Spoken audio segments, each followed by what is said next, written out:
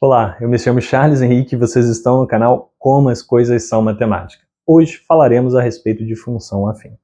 O caso é que, num primeiro momento, é necessário entender o que significa função.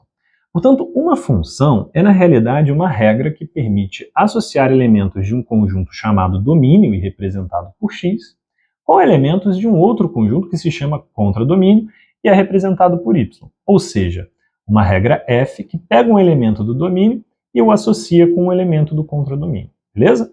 Observem, no entanto, que nem todos os elementos do nosso contradomínio de fato foram associados. Resta um, o 17. Portanto, se quisermos fazer um outro conjunto chamado de imagem, que na realidade apresenta todos os elementos que foram de fato associados, isso carrega um certo sentido. Aliás, essa notação de imagem ela é muito importante. Por exemplo, devemos interpretar da seguinte forma: a imagem do 3 é 9, a imagem do 4 é 12, a imagem do 5 é 15. Agora, reparem que a associação desses números ela não é arbitrária. Como eu disse, a função é uma regra. Portanto, podemos pensar numa regra f que de fato realiza essa associação. Da seguinte forma: ora, se você pegar o 3 e, digamos, multiplicá-lo por 3, você chega na imagem 9. E o mesmo acontece para o 4 e para o 5. Portanto, uma ótima forma de denotar isso é: se você pegar a regra f e aplicar ao 3, imagem 9. Pegou a regra f e aplicou no 4, imagem 12. E por aí vai. Então reparem que f de 3, na realidade, significa imagem do elemento 3. E isso carrega significado. De modo que, se você quiser, na realidade, expressar esse comportamento, esse padrão, essa regra, essa função, por uma fórmula, você, num primeiro momento, vai precisar de um elemento generalista. E o que seria um elemento generalista? Um elemento que você não quer definir exatamente qual é, mas que ele pode ser 3, 4 e 5. Ora, se a gente representou o domínio por x maiúsculo, podemos falar que um elemento de x maiúsculo é um x minúsculo. Portanto, podemos representar a regra dessa função f dessa forma, de modo que a imagem de um elemento qualquer, tal qual esse elemento qualquer a gente representa por x minúsculo, é na realidade 3 vezes esse elemento. Beleza? Agora, função afim. O que a gente deve entender pela função afim? Bom, a função afim, antes de eu fazer uma grande ressalva, eu vou apresentar o escopo dela, beleza? Portanto, a função afim é uma regra definida da seguinte forma: a imagem de um elemento de seu domínio sempre vai poder ser obtida pelo produto de um número A por esse elemento x mais um número B. Portanto, A e B são números, tá bem? E carregam significados os quais vamos discutir em outras oportunidades. Agora, qual é a principal diferença dessa nossa primeira função que a gente viu aqui para a nossa função afim? Tá?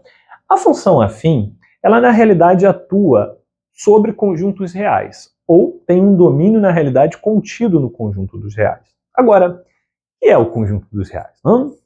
O conjunto dos reais, eu trago aqui uma representação, ele pode ser denotado por uma reta, representado por uma reta. A gente chama de reta real.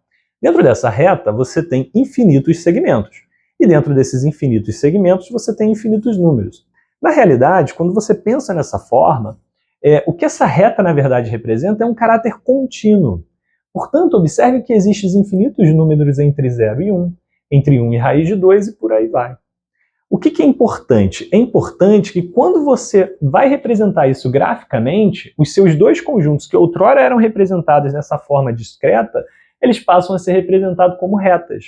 Chegamos, portanto, no plano cartesiano, onde vamos entender os elementos dessa função, digamos assim, como pontos, ou seja, o elemento do domínio se relaciona com uma imagem. Ok, mas eles formam um par ordenado, beleza? Então você até pode representar com essa flecha amarelada que a gente fez ali no primeiro caso. No entanto, se você representar através de um sistema de coordenadas, à medida que você for colecionando pontos dessa função, você vai desenhar um comportamento, ou seja, você vai obter um gráfico.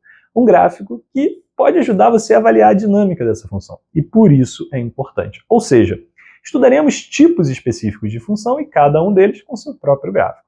Agora, para terminar essa nossa conversa, eu queria já de antemão dizer que por vezes a gente tem que lidar com uma pergunta corriqueira no campo da matemática, que é: ora, ok, mas para que isso serve? Não? O caso é que, por vezes, de fato, na matemática básica, a gente meio que tem um estudo muito abstrato demais, digamos.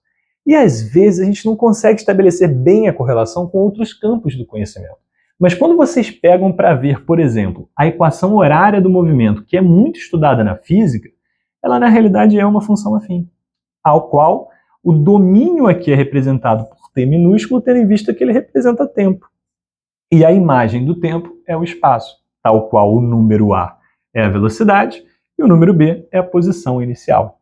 E a interpretação física desses números aqui, gente, já diz muito sobre a nossa interpretação sobre os números a e b. Mas como eu disse, isso é conversa para outra conversa. Gente, muito obrigado pela atenção. Por hoje é só, e se vocês gostaram desse vídeo e têm gostado do conteúdo, por favor, inscrevam-se no canal. Forte abraço!